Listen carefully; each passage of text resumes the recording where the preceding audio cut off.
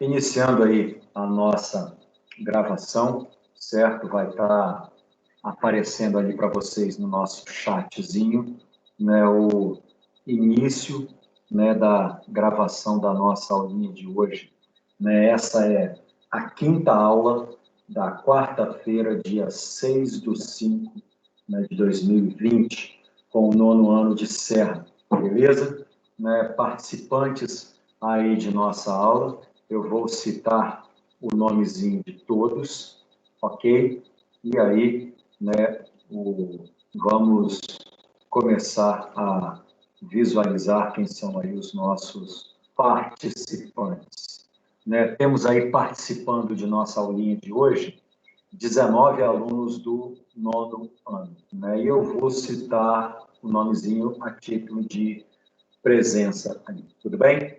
Breno, Enzo, Gabriel, Gustavo, Isabela Rodrigues, João Paulo, Júlia, Caleb, Letícia, Lucas, Luíde, Mariá, Mariana, Melissa, Miguel, Nicole, Pedro e Vitória. Tudo bem? Pedro Pigatti, né? Deixa eu ver aqui. Tá aguardando, eu acho. Né? Ou não chegou no conector, né? Tá o nomezinho dele. Beleza? Pedro Cândido, desculpa. Né? Então, temos aí essa galerinha que está chegando aí agora para a nossa aulinha de hoje. Beleza, meus lindos?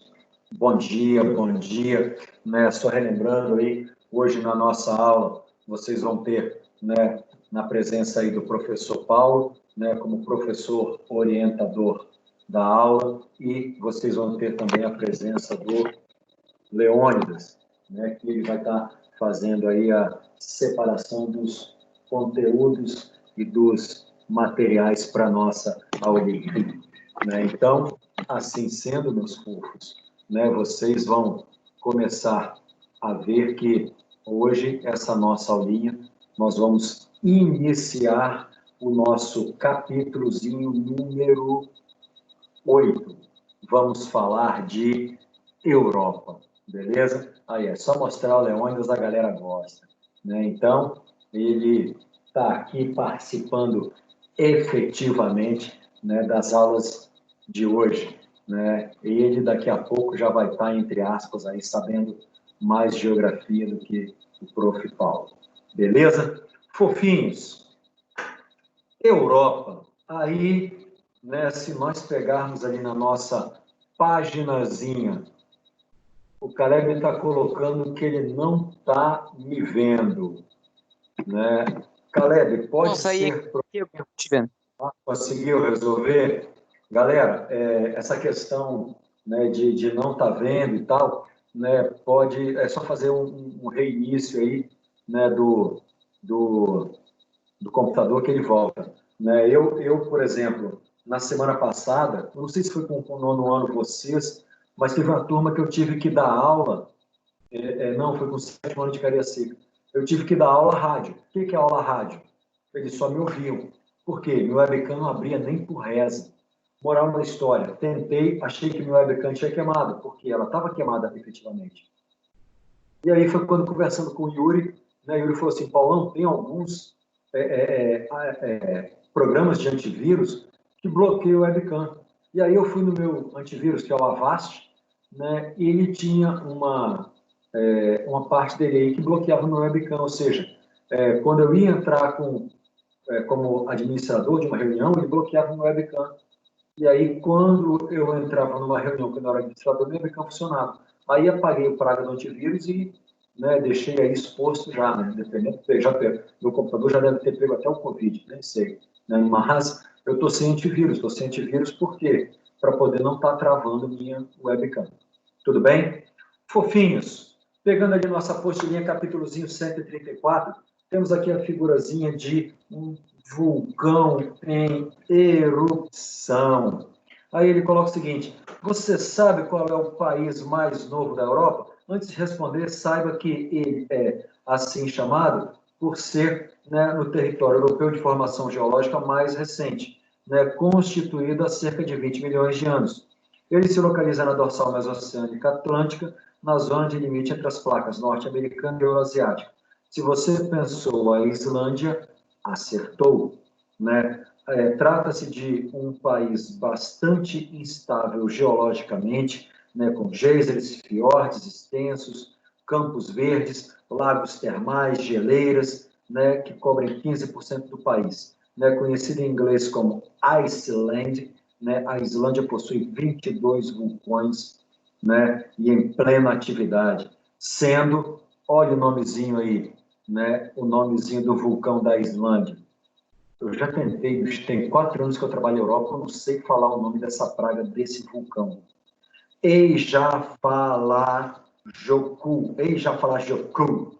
Nossa vida, é um nome muito doido. Né? O islandês ele tem um nome muito... Né?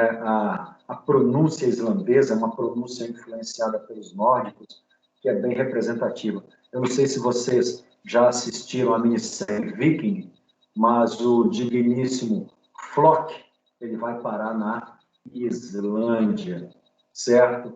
Então, o Luiz colocou o nome do filho do Elon Musk, né? Estamos na página 134, Enzo. Né? Mas aí, ou seja, esse vulcãozinho na Islândia ali, né, ele chama atenção, né, por causa da sua instabilidade, certo? É só você lembrar que há muito tempo atrás, vocês não vivenciaram isso, e aí vocês falam o seguinte: ah, professor, quando a gente fala de artista excêntrico, a gente tem a Lady Gaga. É porque vocês não conheceram uma artista islandesa. O nome dela é... Vou colocar aqui, mas é a digníssima Björk. Só que ela tem, né, ela tem os acentozinhos aqui no Y, no O, Björk. A Björk, ela foi uma artista, uma cantora excêntrica. Eu não gostava das músicas dela, né, mas ela se lançou aí, né, no início de 2000, né, lançando músicas e devido à sua excentricidade, acabou chamando a atenção. Ela foi uma das grandes influenciadoras da digníssima Lady Gaga, né, quanto à questão do excentrismo. Né, uma vez que a Björk, uma vez ela ganhou o Grammy e ela foi vestida de cisne. Né, ela comprou o cisne foi morto, ela matou o cisne, tirou a pele do cisne com as penas e vestiu a pele do cisne e foi receber o prêmio Grammy vestida de cisne. Né? Então, o prof está falando da Islândia, isso, beleza? Então, aí, só voltando, né, a digníssima Björk, ela é, no caso aí, a figura que chamava atenção. Europa, Península da Ásia. O que quer dizer isso daí, galera? Península da Ásia. O que seria uma península, geograficamente falando? Lembram que vocês estudaram história? Península Ibérica, Península Itálica e Península Balcânica é uma ponta de continente. Isso aí, Caleb, é uma reentrância. Vamos pegar o exemplo? Península Itálica. É todo aquele braço da Itália que forma no final a bota itálica, lembram? Ou seja, toda essa estrutura que sai da Europa e avança para dentro do mar é uma península. E aí, quando coloca que a Europa é uma península da Ásia, é porque literalmente o continente é como se estivesse saindo da Ásia e adentrando ao mar. Claro, essa ideia, meus lindos, beleza? Essa ideia de Europa, península da Ásia, tranquilo? Nossa, acabei de comer uma pele do beiço aqui que arrancou um pedaço. Caraca.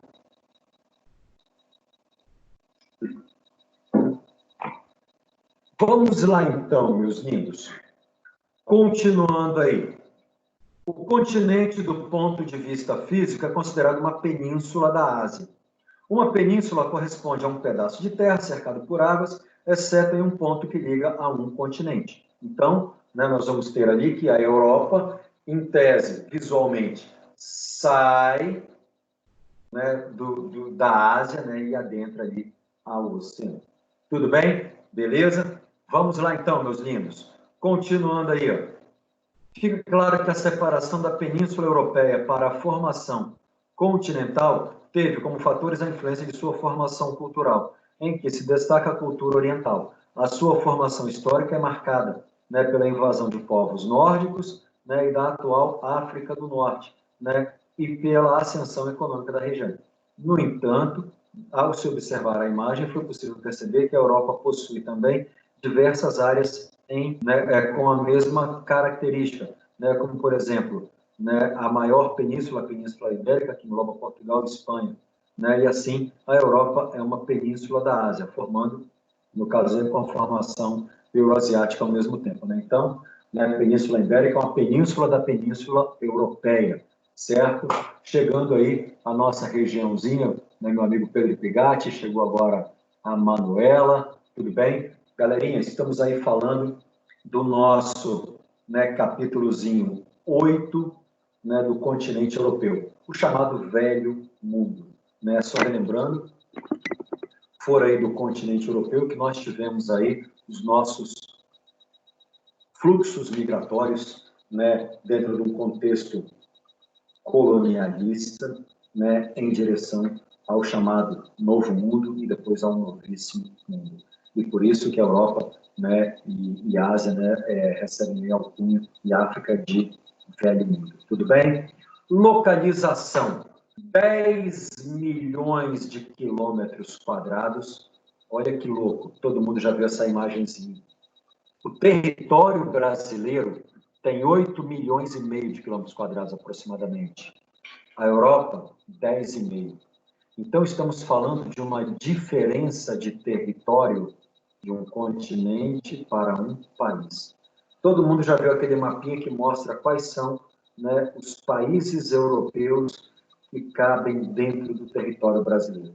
Quase que 93% do território europeu cabe dentro do território brasileiro.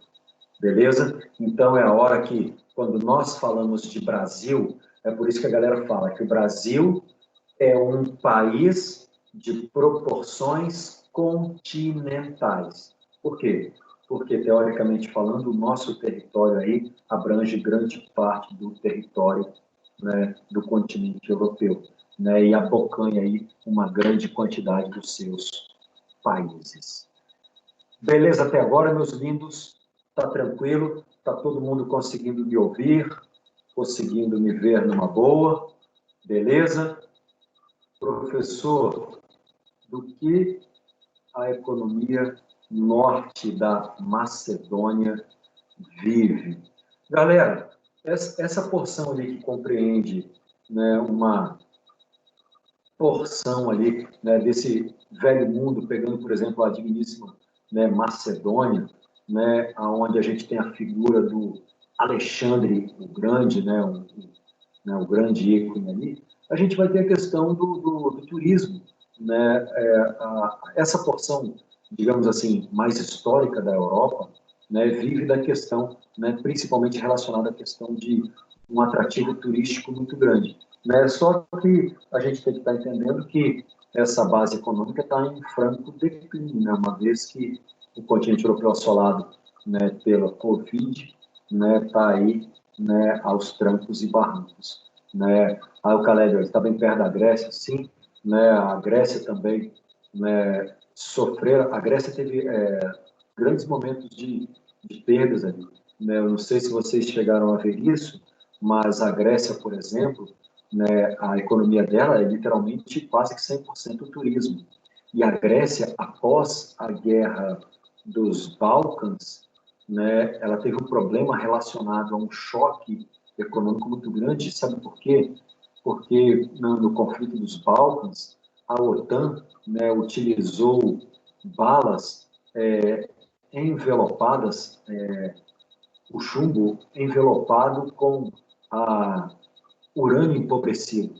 E aí, quando eles entraram nesse conflito, as armas, ao atirarem esse chumbo envelopado com urânio, o chumbo envelopado com urânio era para perfurar blindado.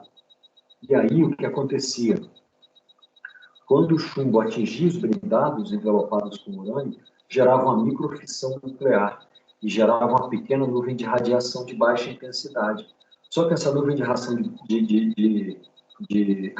de baixa intensidade leva aí 200, 300 anos para poder, né, diminuir aí o seu poder de contaminação.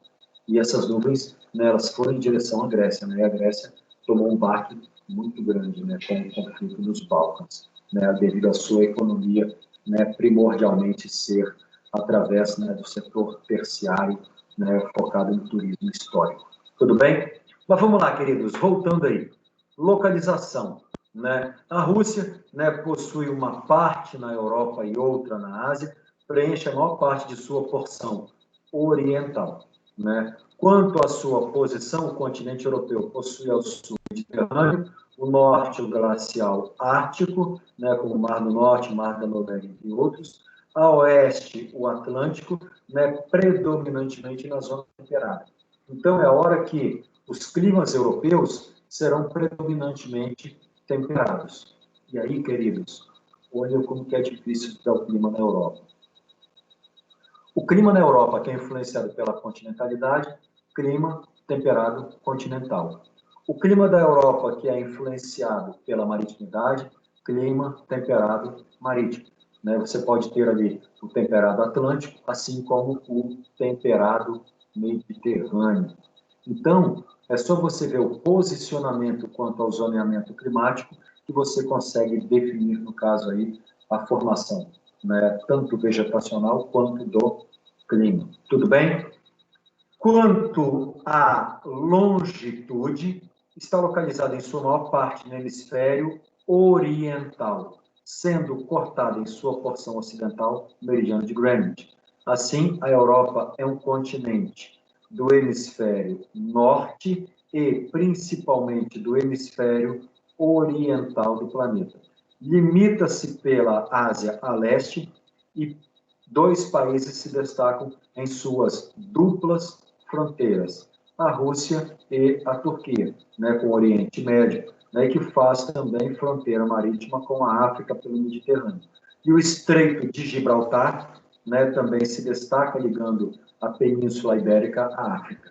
Né, lembrando que o Estreito de Gibraltar é esse bichinho aqui, ó, essa beisolinha aqui que a gente tem, né, é por onde grande parte dos fluxos migratórios na atualidade buscam chegar ao continente europeu, através de Gibraltar ou mesmo, né, através ali, né, das ilhas gregas.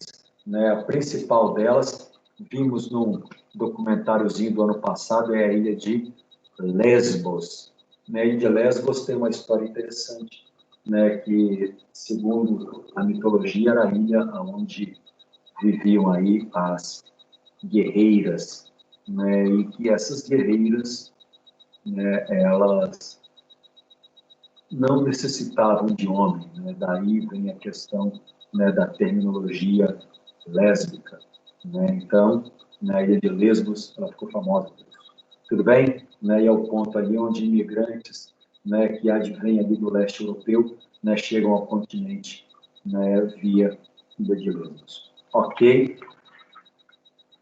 Características do relevo europeu, meus lindos. Esse mapinha aqui, professor, eu tenho uma dúvida sobre o fenômeno de formação de montanhas, mas eu não sei como escrever. Posso ligar o microfone? Pode, Pedro. Claro, talvez a sua dúvida é a dúvida do colega. Vai lá. Professor, eu estava fazendo alguns exercícios e falou sobre o fenômeno de... Não na apostila, exercício de outro lugar. Falou sobre o fenômeno que faz com que o Everest cresça, em média, 4 milímetros a cada não sei quantos anos. Qual o nome desse fenômeno? Ano. Cada ano? Aí, no caso aí, a gente tem os chamados movimentos orogenéticos e epirogenéticos. Foi isso que você viu? De orogênese e epirogênese? Beleza. Então, olha só, vamos entender o seguinte, Pedro.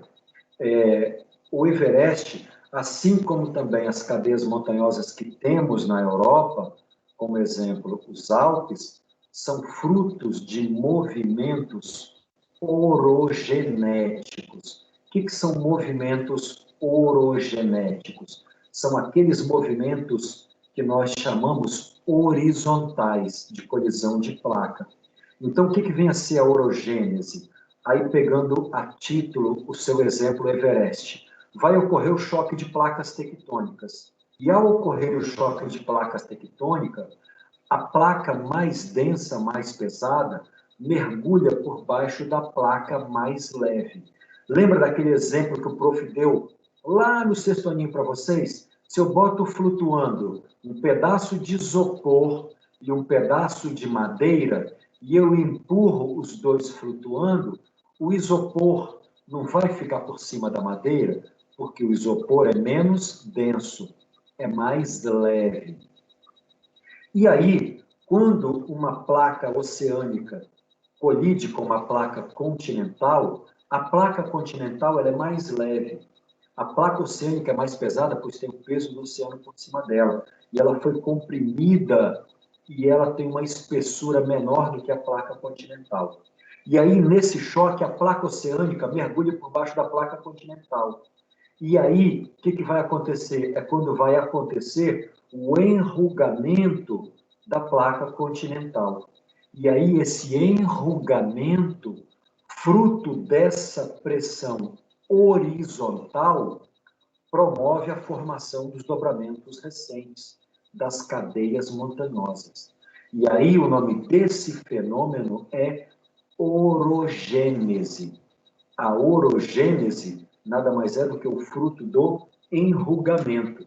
Né? Eu vou tentar colocar aqui, ó, na apostila. Eu vou aplicar uma força horizontal desse lado e uma desse lado. É mais ou menos essa ideia aqui, ó. Ó, eu aplicando a força, vai haver o enrugamento. Beleza a ideia? Nome dessa força, força orogenética, movimento orogenético ou orogênese. Já a epirogênese é um movimento vertical. É quando eu tenho as zonas de falhas tectônicas. Os falhamentos tectônicos, eles são verticais. E aí é quando eu tenho soerguimento ou, né, o rebaixamento de uma região por falhas tectônicas. E aí eu tenho movimento epirogenético. Tudo bem? Então, movimento vertical, eu tenho epirogênese. Movimento horizontal, eu tenho orogênese. Respondeu a sua dúvida, Pedro? Tranquilo? Beleza? Podemos, então, tocar? Beleza, professor. E aí, então, galera? o movimento Oi.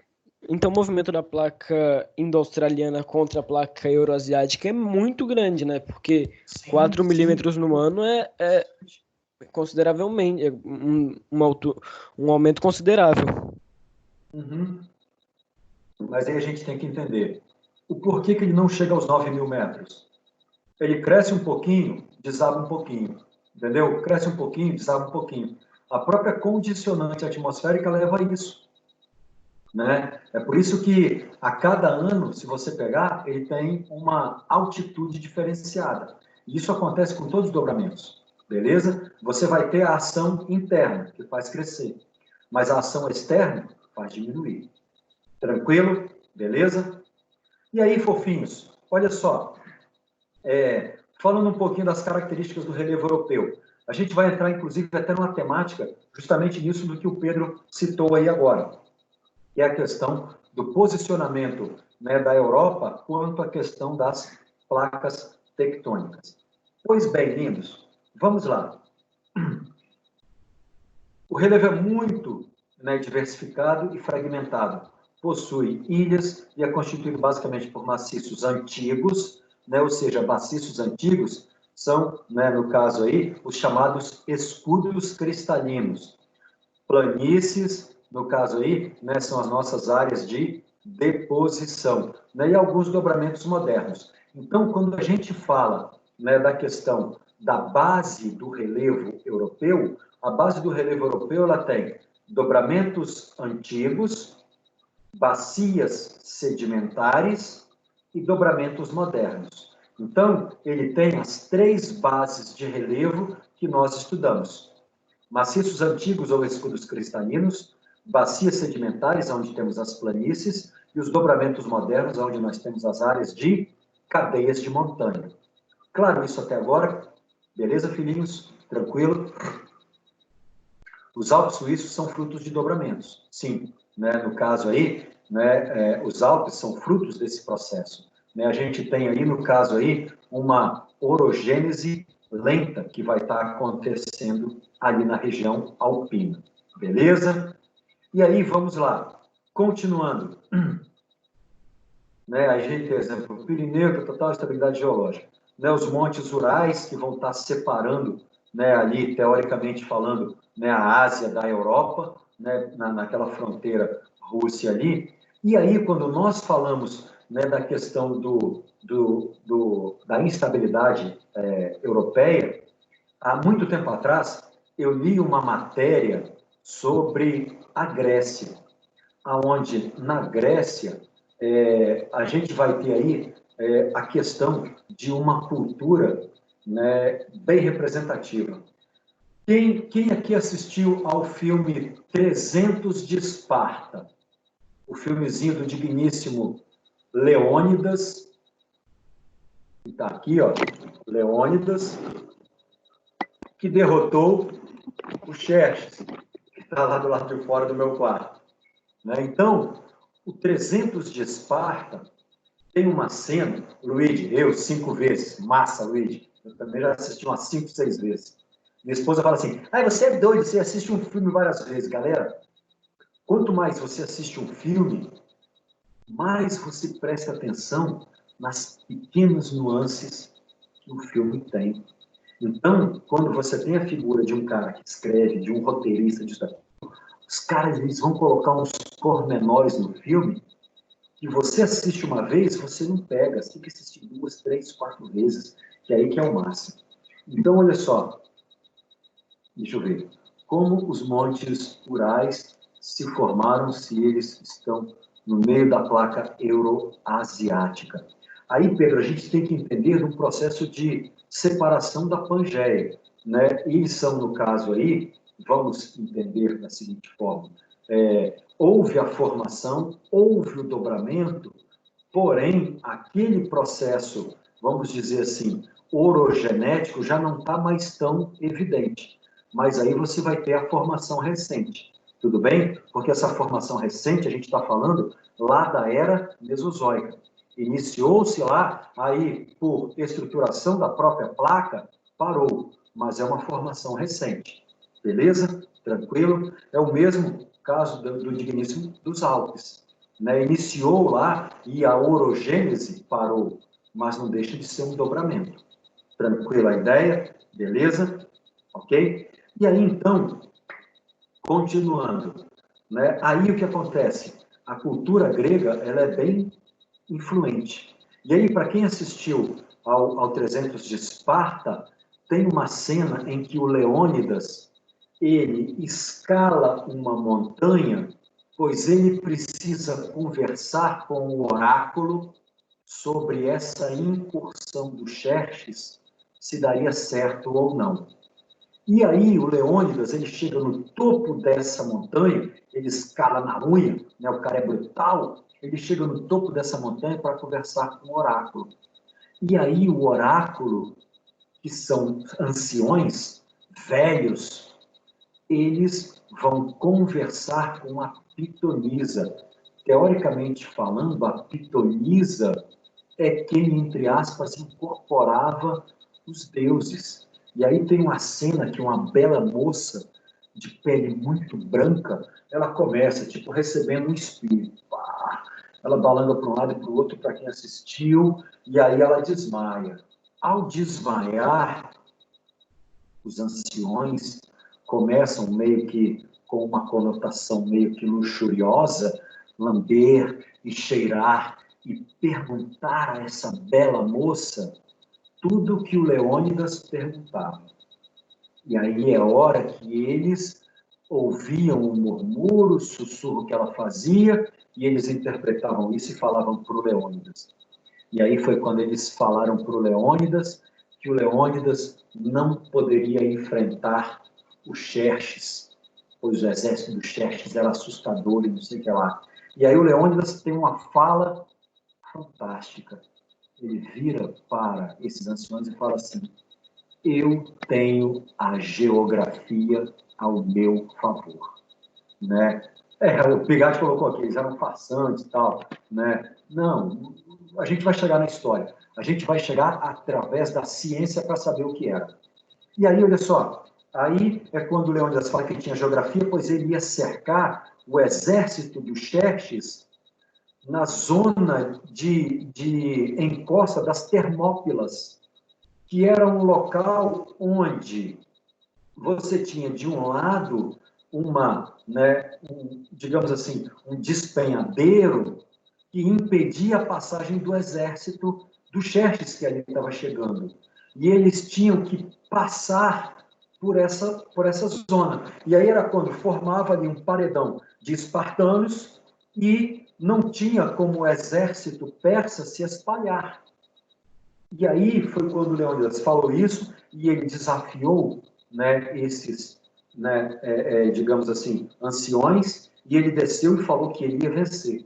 E aí é uma hora que os anciões acabam deixando cair uma sacola com dinheiro, com moedas de ouro do Xerxes. Ou seja, o Xerxes já tinha ido lá e corrompido os anciões para que eles fizessem a cabeça do Xerxes, do Leônidas, a não enfrentar o Xerxes. Beleza. Né? Mas aí, né, aonde eu quero chegar na nossa aula de geografia de hoje para falar de Grécia e falar de tectonismo? Todos os templos de Apolo na Grécia, eles tinham a figura do uso das pitonisas, que eram essas mulheres que ficavam sentadas no templo com aquele raminho de folhinha, tocando harpinha lá, né, tocando aquela cítarazinha, né, e aí fazendo ali as suas previsões. Galera, olha que loucura.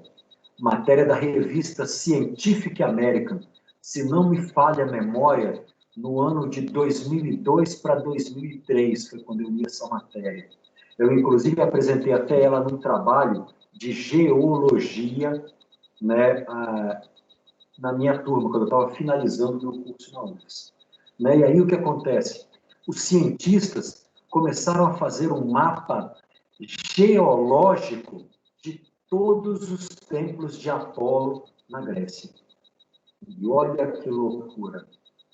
Eles descobriram que aonde se tinha um templo de Apolo com as pitonisas era a zona de falhamento tectônico.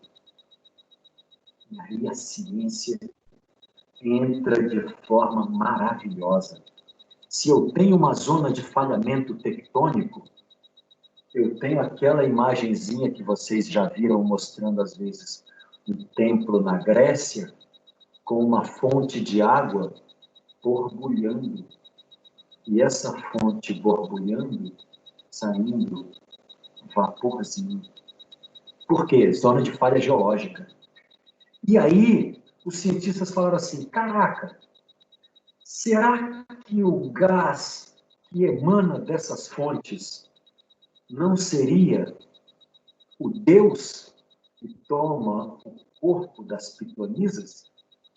E aí foi quando, né, os cientistas que fizeram esse estudo, eles foram nesses locais, né, nesses templos de Apolo, né, principalmente ali na região de Delfos, e aí eles, né, viram que em todos os locais aonde se tinha a pitonisa, onde era o oráculo, era no subsolo do templo, em um local fechado, e ali haviam falhas geológicas com quilômetros de profundidade. E que, no lençol freático que aflorava nessa falha geológica, liberava esse gás, né? Geralmente dióxido e trióxido de carbono, assim como, né, dióxido de enxofre e outros. E aí os caras falaram assim, porra, se no passado a galera conversava com as pitonisas aqui, conversavam com os deuses, vamos tentar agora. Aí eles pegavam, botavam a mulher lá, respirando aquele maluco de nada, respirava, nada. Falaram assim, caraca, deu ruim. Nossa pesquisa não deu certo. E aí, no finalzinho, quando a galera já ia apagar a luz e desistir dessa pesquisa, o camarada lembrou de uma coisinha. As pitonisas, elas eram mulheres puras. Elas nunca tiveram contato sexual com o homem. E elas não eram novas. Elas eram velhas. Aí vamos entender a lógica da ciência. Eram máquinas feitas para reproduzir e que não reproduziram. Onde a síntese hormonal em uma mulher madura e que não teve o dom da maternidade era totalmente diferente daquelas que foram testadas. E olha que loucura. Quando os camaradas pegaram essas mulheres, de onde eles pegaram essas mulheres? Olha que louco. Ah, não encontrava mulher virgem de 30 anos. Encontrava. Aonde? O teste foi feito, né, em conjunto com a Igreja Católica, em alguns conventos. Freiras. Meu irmão, freira, catolicismo, cristianismo, na Gênese, quando as freiras foram levadas para esses locais e inalaram o gásinho, ó,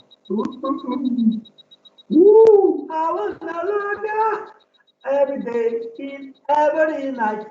Galera, elas conversaram com o cosmos. Olha que lindo! Então, algo que até então era mítico é comprovado cientificamente. E essa é a magia da ciência, galera. Isso daí que é fantástico, né? Ou seja, o que antes era algo tido como espiritual, nada mais era do que o inebriamento. E aí essa pessoa inebriava, falava o que vinha na mente, dentro de sua alucinação por inalar esse gás e pela sua condicionante hormonal. Beleza? Então foi a hora que eles conseguiram comprovar cientificamente que a figura das pitonisas nos templos de Apolo, quando faziam as suas revelações, nada mais faziam do que sob a influência de gases que as inebriavam pela sua condição hormonal. Olha que lindo. Tudo isso, né, puxando ali, enaltecendo, né, a história da nossa digníssima região da Grécia. Beleza? Né, mas isso é apenas uma curiosidadezinha para vocês. Né, a galera está colocando aqui kkk, né, porque eu puxei um Bob Marley. Mas foi o que deu, né? Foi o que deu. A pitonisa não ouvia, né, Three Little Birds do Bob Marley, né? Mas, né, elas, né, ficavam aí inebriadas. Beleza? Vamos continuar, galera. Vamos continuar. Deixa eu olhar minhas palavras aqui. Então, né, só voltando, o continente europeu, né, ele vai ter essas características, né? Por quê? Ele vai ter zonas de dobramentos, né, dobramentos que ocorreram em períodos pretéritos, né, dentro de um contexto de estruturação da Pangeia, porém, formou o dobramento e essa, no caso aí, orogênese, parou, mas o dobramento continua. Tranquila a ideia, queridos? Beleza? Gabriel Borges colocou aqui os melhores momentos, para isso que servem as gravações. Pô, a galera tá me sacaneando aí.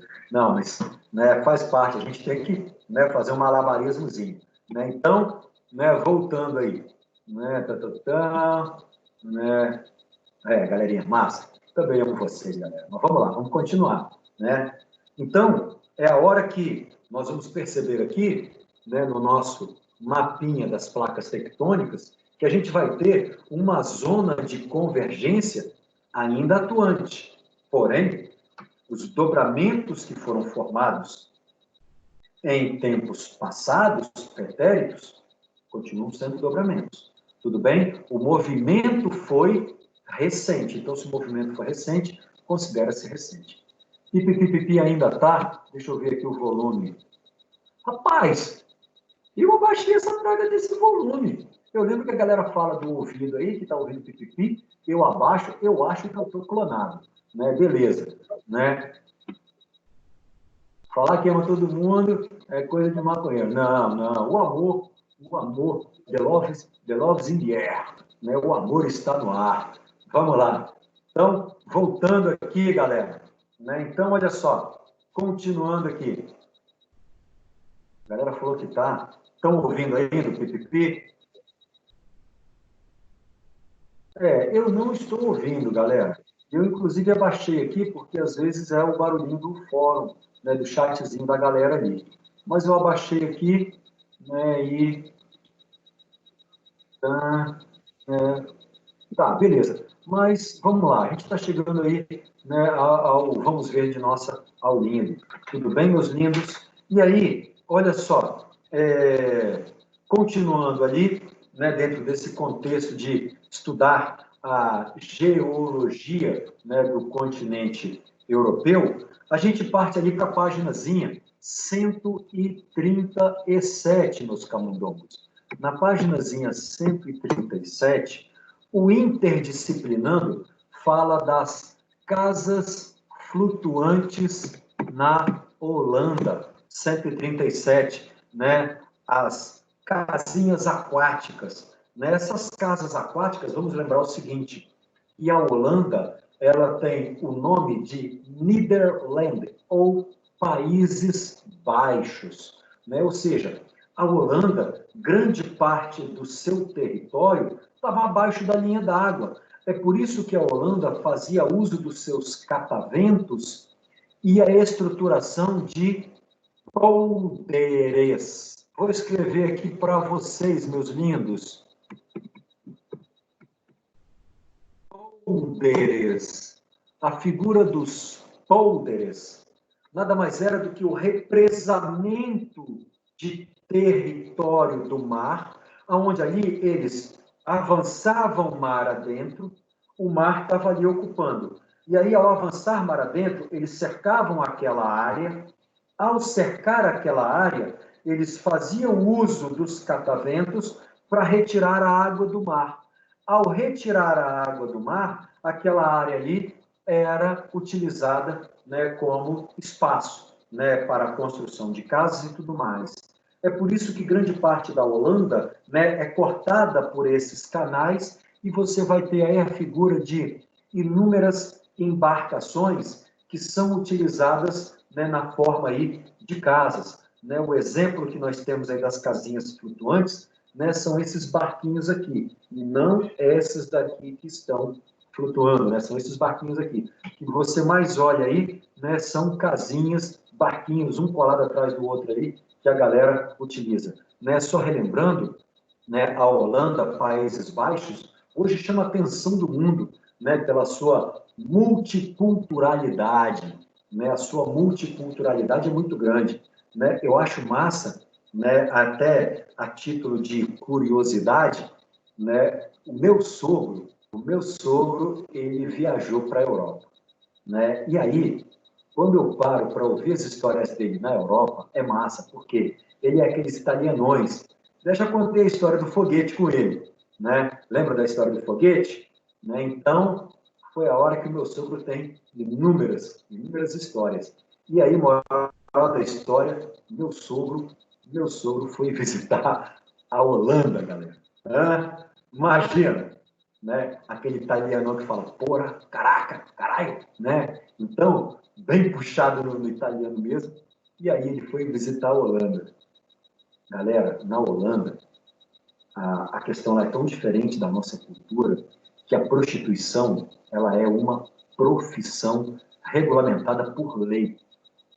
E aí, existem ruas que são específicas relacionadas à prestação, né, ao setor terciário, na prestação de serviços na área da prostituição. Tudo isso regulado por lei, com a questão de carteira assinada, com a questão de direito trabalhista, com a questão de direito à aposentadoria, com a questão de direito a constante uso da saúde pública para evitar a questão da propagação de doenças. E detalhe, o louco de tudo, se a prostituição ela é regulamentada por lei, né, aí é a hora que os prostíbulos lá fazem uso do marketing, fazem uso da propaganda. E aí o meu sogro foi numa dessas ruas de prostíbulo, onde existem as vitrines vivas, né, onde ali as mulheres estão ali oferecendo seus serviços como vieram ao mundo, né? Aí, ou seja, né, meu sogro rodando lá, né, pá, via uma, via outra, né, nas vitrines, né, ele falou que, ele fala, eu não posso falar aqui, né, que está gravando, mas ele falou, Porra Belo era cada negoção, né, então, né, o velho pirou na Holanda, né, mas, né, futuramente a gente pode bater um papo sobre isso daí, mas a Holanda ela tem essa característica, né? É um país, né, que na Espanha, o Pigatti, eu não sei se na Espanha ocorre a regulamentação. Eu sei que a Espanha tem um grande problema com a prostituição relacionada à questão do tráfico de seres humanos, né? Mas se ocorre uma legalização, né, onde a legalização permite a questão, né, de inserção no mercado trabalhista, né, a questão de direitos trabalhistas. Então, eu não sei como é na Espanha, eu sei que na Holanda é. Beleza? Né, assim como também a questão do uso das drogas. Fofinhos, nós vamos fazer o seguinte, né, a nossa aulinha está chegando ao fim. Na nossa próxima aula, nós vamos continuar ali na página 137, beleza? Professor, a formação geológica da costa de Paraty pode ser chamada de um fiorde tropical? Pedro, a questão de formação de um fiorde se dá dentro de um contexto de morainas. A gente vai estar falando disso na próxima aula. O que são morainas? O gelo de uma geleira que escorre pelo relevo e promove uma erosão. O nome da erosão do gelo sobre o relevo é morainas ou morena. Mas a gente fala, então por isso que Paraty a gente não pode chamar de um fiorde, né? A gente chama aqui de baía, uma reentrância. Beleza? Fofinhos, eu vou falar o nomezinho de vocês para a gente fechar aí a nossa pauta, a nossa chamada, beleza? Finalizamos a nossa aulinha de hoje com 21 participantes. Participaram da nossa aula de Geografia de hoje, do dia 6/5/2020, do 9º ano de Serra, quinta aula, os alunos Alana, Breno, Caio, Felipe, Gabriel, Gustavo Alves, Gustavo Trabac, Júlia Furieri, Caleb, Letícia, Luíde, Manuela, Mariá, Mariana, Melissa, Miguel, Nicole, Pedro, Pigatti e Vitória. Beleza? Aí temos aí também Isabela Pimentel, Lucas Santana e Pedro Moratti, né, que aí eu acho, né, ficaram ali, né, assistindo, né, no Darwin Online, beleza? Então, olha só, meus lindos, finalizamos nossa aulinha de hoje, próxima aula, páginazinha 137, marca ali, vamos falar da questão do relevo dos fiordes. Queridos, prazer inenarrável estar com vocês, o prof ama todos vocês, muita saudade, né? Espero que logo, logo essa situação se resolva, né? E a gente volte aí à nossa proximidadezinha. Né? O Caleb tem uma pergunta, abre o microfone e pergunta, Caleb. Beijinhos do coração, prof ama todos vocês. Podem deslogar. Rapidamente, Caleb, tem outra aulinha. Beijos, beijos, beijos. Boa tarde, aqui. Vou encerrar a Vou fazer nossa a pergunta bem gravação. rápida. Encerrando.